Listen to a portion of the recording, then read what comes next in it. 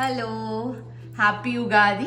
So Ugadi పచ్చడి, ఉగాది అనగానే మామిడికాయతో చాలా ఐటమ్స్ చేస్తాం ఉగాది రోజు.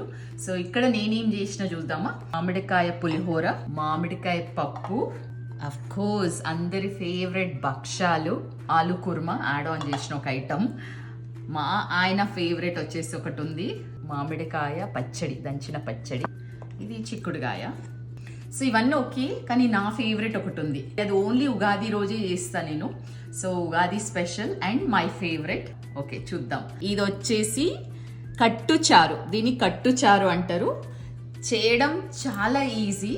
సో రెసిపీ మనం పూర్ణం ఉడకబెట్టిన నీళ్ళతో చేస్తాం. చూసేద్దామా ఎట్లా చేద్దామా. ఈ రెసిపీకి మనం పూర్ణం ఉడకబెట్టిన పప్పు నీళ్ళు కావాలి. దాంట్లో కొంచెం చింతపండు వేసి నానబెట్టి పక్కన పెట్టుకోవాలి.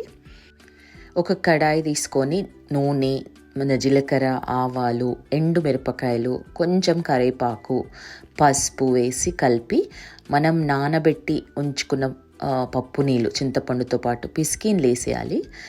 తర్వాత కొంచెం కారం, తగినంత ఉప్పు వేసి మసిలిన తర్వాత ఇప్పుడు మన మెయిన్ ఇంగ్రీడియంట్ కట్టుచారుకి పూర్ణం, కొంచెం 1 స్పూను 2 స్పూన్స్ పూర్ణం వేసి, చిక్కదనమే కాదు మెయిన్ టేస్ట్ అంతా దీంతోటే.